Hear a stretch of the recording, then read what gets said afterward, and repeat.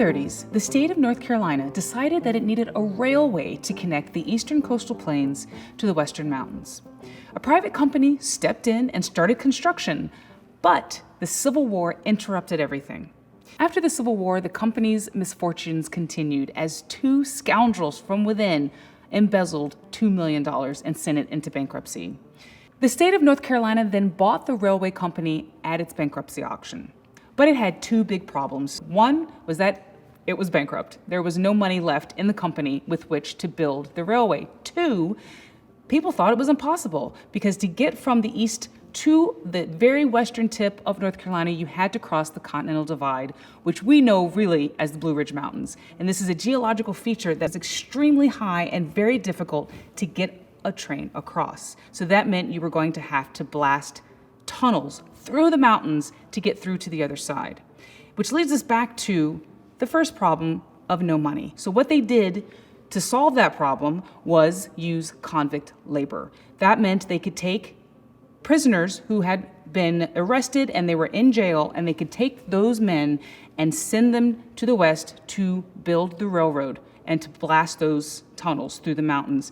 And they were not paid for any of their work. They had to build their own tools. They had to take care of themselves. They worked unbelievably long hours. A lot of them died. They were really not considered human beings. And this is something that felt very comfortable to a lot of these people in power, because this is still very soon to the end of slavery, and a lot of, if not all of these men would have been former slaves. Between 1875 and 1878, over 3,000 men were taken from Raleigh to the construction site. The majority of them were African American, and vast numbers of them had been put into jail for very minor infractions for the express purpose of being used for free labor. To get through the mountains, they had to build a series of tunnels, 7 in total, the longest of which was 1,800 feet, and that's the one called the Swannanoa Tunnel. To make these tunnels, it's very hard for us to understand the amount of back-breaking labor that went into this, because they did not have the kind of machines that we have now. They had to make their own tools. They were using primitive forms of nitroglycerin and, blasting powder, and none of it was refined.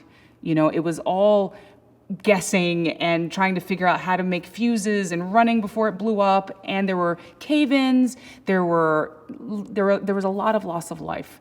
There were people who would die and just be buried on the side of the road with no marker. A lot of times the families of these men didn't know what happened to them. They just disappeared one day and they just had to guess. It's just the amount of anguish, the amount of torture that went into these long days of these men, built like just constant work. Some of the men culturally were very afraid of going into tunnels, thinking that, the devil was in there. And so like the mental torture that followed along with having to be forced to go in day after day after day.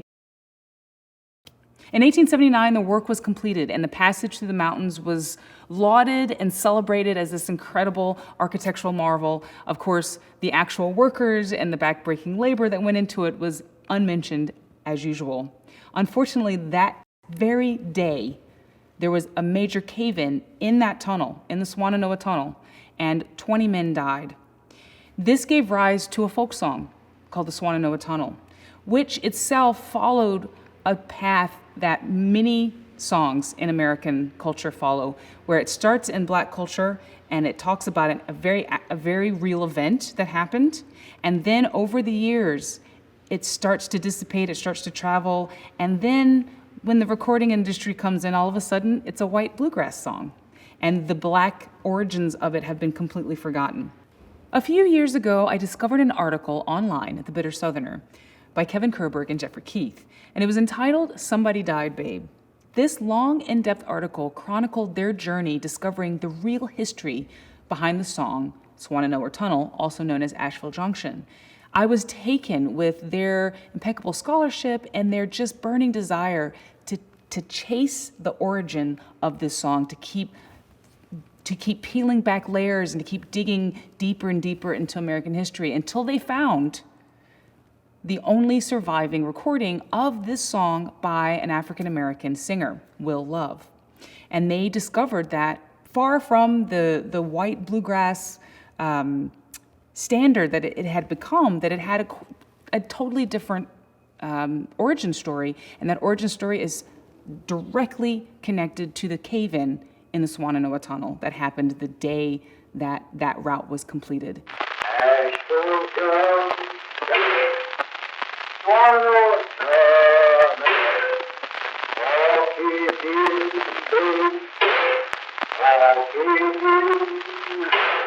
And I listened to that recording and I was really struck by the sound of Will Love's voice, by the way that he hit the table, to emulate the sound of the pickaxe of the workers.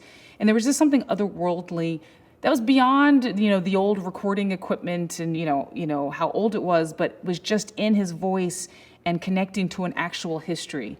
And it really inspired me because at this time I was in the earliest stages of my formulation of the idea of the railroad project for the Silkroad Ensemble.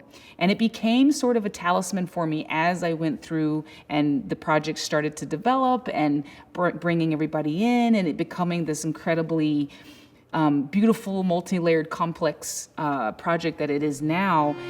But the Swannanoa Tunnel kept calling and it kept wanting to be a part of the whole thing. And so when we got to the actual performance, we got to putting it together on stage, the Swannanoa Tunnel was a through line. And so I sang it, different people played it, different groups within the larger group played the tune and developed it and stuff. And it didn't matter who did it or sang it or played it, it always sounded amazing. It always spoke and said something, which is what the best folk songs do. So now I want to share with you Swannanoa Tunnel.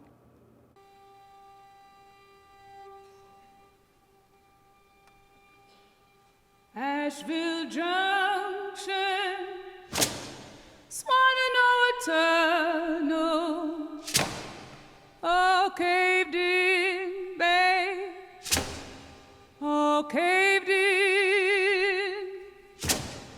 Last December, I remember, wind blow cold, babe, wind blow cold.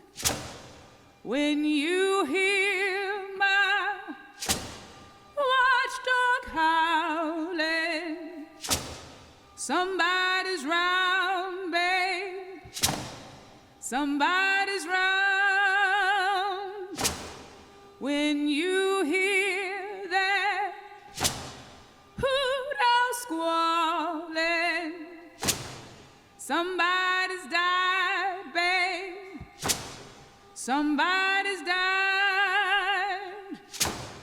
Hammer falling from my shoulder all day long, babe, all day long.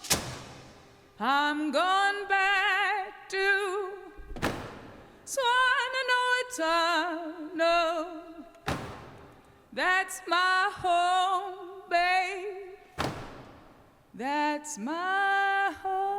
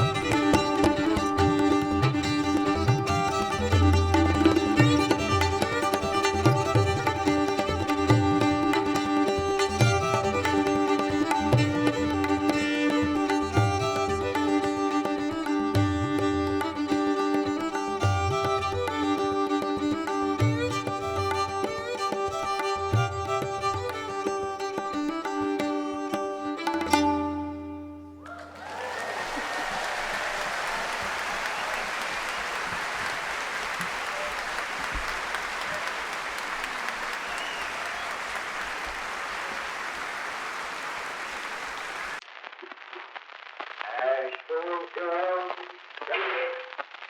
Tunnel, walking in the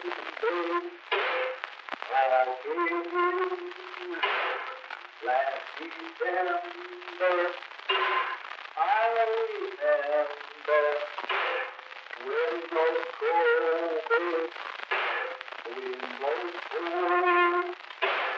when you hear my water howl, somebody drowning, somebody drowning, when you hear the blood pour, somebody drowning, somebody dead.